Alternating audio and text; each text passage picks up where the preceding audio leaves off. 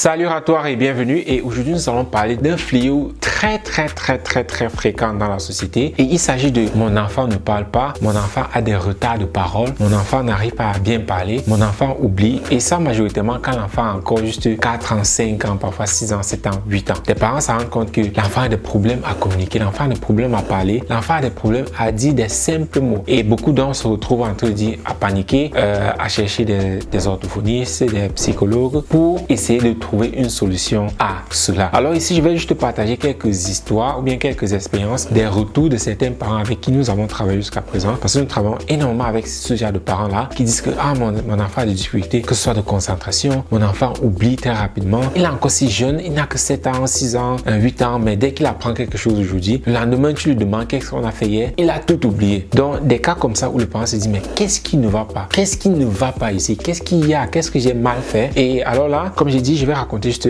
quelques expériences, quelques histoires des parents avec qui nous avons travaillé jusqu'à présent. Et j'ai trouvé ça tellement fascinant parce que si je commence avec la première histoire de cette famille-ci avec qui nous travaillons depuis 2 ans. Et quand nous commençons donc à travailler avec le garçon, parce que la maman a 2 enfants, c'était beaucoup plus ce garçon qui avait des problèmes. Donc c'est un garçon, à l'âge de 5 ans, il arrivait à peine à prononcer les mots. À peine l'enfant arrivait à prononcer les mots. Et l'enfant alors, la façon la plus courante qu'il utilisait pour s'exprimer, c'était les cris. Il se fâche, il crie, il pleure. Et à 5 ans, mais la maman ne comprenait pas, c'était extrêmement difficile. Donc elle a tout fait, elle a trouvé un orthophoniste, et donc il voyait l'orthophoniste depuis qu'il a 4 ans. Donc ça faisait plus d'1 an déjà que l'enfant était avec un orthophoniste, aussi un psychologue, pour essayer de voir comment est-ce qu'on peut aider l'enfant. Et donc quand cette maman-là a donc vu ce que nous sommes en train de faire concernant l'éducation, elle s'est dit waouh, ok, ça c'est super cool, parce que moi j'ai toujours rêvé d'avoir des enfants super intelligents. Et nous a donc contacté pour voir si on peut aussi lui prendre dans notre programme, si on peut l'aider. C'est là donc que nous avons discuté, et puis nous avons commencé à travailler ensemble. Et quand on commençait à travailler ensemble, elle nous a même pas dit cela. Elle nous a même pas dit que son enfant voyait un orthophoniste, elle nous a pas dit que son enfant voyait un psychologue, rien de tout ça. Elle nous a seulement dit oui, elle veut que ses enfants excellent, que ses enfants soient intelligents. Donc nous lui avons présenté ça, comment est-ce que nous faisons ça, et ainsi de suite. Commençons. C'est là que nous commençons à travailler. On travaille,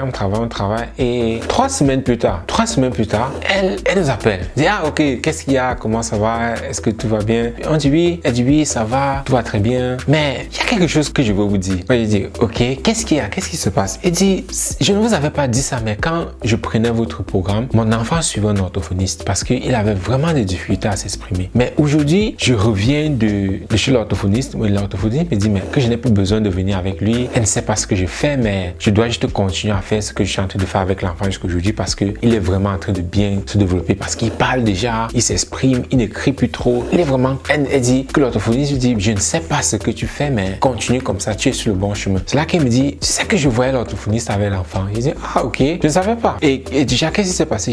Elle dit mais l'orthophoniste vient de dire que je n'ai plus besoin d'aller là-bas, que elle ne sait pas ce qui s'est passé, mais l'enfant il s'exprime bien, il a un bon niveau du vocabulaire, il est calme, il est posé, c'est parfait. Et elle dit ah ok, je ne savais pas, parce que quand on travaille ensemble, on lui a montré ce quoi faire et ainsi de suite, et elle faisait ça. Elle nous apportait des retours comme waouh, mon enfant il apprend maintenant rapidement, maintenant il apprend, il n'oublie plus, et c'est vraiment génial. Mais c'est là qu'après 3 semaines nous appelle, elle nous raconte ça, et pour moi j'étais vraiment j'étais surpris, j'étais en joie aussi pour elle, et j'ai trouvé ça vraiment cool, parce que beaucoup de parents sont dans des situations comme ça, et de voir comment en seulement l'espace de 3 semaines son enfant a pu développer ce vocabulaire là jusqu'à ce qu'il s'exprime bien. En classe où il était le dernier, il était toujours isolé parce qu'il n'arrivait vraiment pas à communiquer, à s'en sortir avec les autres enfants. Là maintenant, en classe, c'est avec lui que tout le monde veut parler, parce qu'il a développé maintenant cette confiance en lui, il parle avec tout le monde, et il est devenu l'ami de tout le monde en classe. Et pour elle n'en revenait pas, parce qu'elle me dit waouh, ça fait depuis qu'il a 4 ans,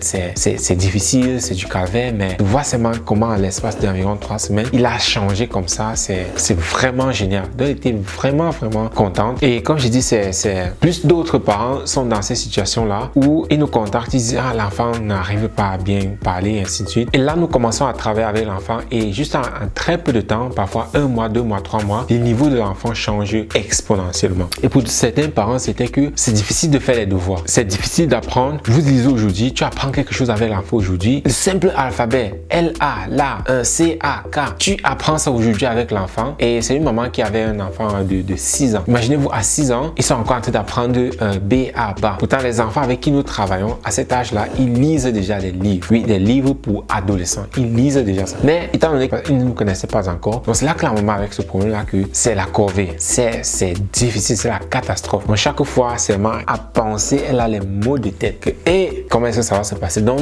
elle apprend quelque chose aujourd'hui à l'enfant. Le lendemain, l'enfant a déjà tout oublié. Donc, il y a aussi ce problème-là. Et c'est là donc que nous travaillons ensemble, ça fait 7 mois. Et aujourd'hui, c'est complètement l'inverse. Ils passent maintenant moins de temps à table à apprendre parce que en très peu de temps, l'enfant a déjà compris ce qu'il faut apprendre. Et pour elle, c'est vraiment un game changer. Donc, ça change complètement la donne des choses parce que là maintenant, elle est fière d'aller travailler avec sa fille. Et sa fille aussi est fière de travailler avec elle parce que vous allez remarquer que chaque fois que votre enfant ne connaît pas quelque chose, directement, ça affecte son estime et sa confiance en soi. C'est très important. Chaque fois que votre enfant ne connaît pas quelque chose, cela affecte sa confiance en soi. Et plus vos enfants font face aux choses qu'ils ne comprennent pas, plus cela affecte leur confiance en soi. Voilà pourquoi à un certain niveau, vos enfants veulent abandonner, vos enfants sont complètement frustrés, vos enfants ne veulent plus rien faire parce que c'est devenu tout simplement insupportable. Et cela crée donc des trucs comme les problèmes de concentration, les problèmes de motivation. L'enfant commence à détester l'école, l'enfant commence même à détester apprendre, l'enfant commence à détester toutes ces choses-là parce qu'il y a des choses qu'il ne connaît pas. Donc, si vos enfants ont ces problèmes-là, que ce soit les problèmes de parler ou bien les problèmes où il apprend, il oublie, alors tout ce que je peux dire, c'est contactez-nous. Ensemble, nous allons voir comment nous pouvons aussi vous aider de telle sorte que vos enfants ne soient plus dans ces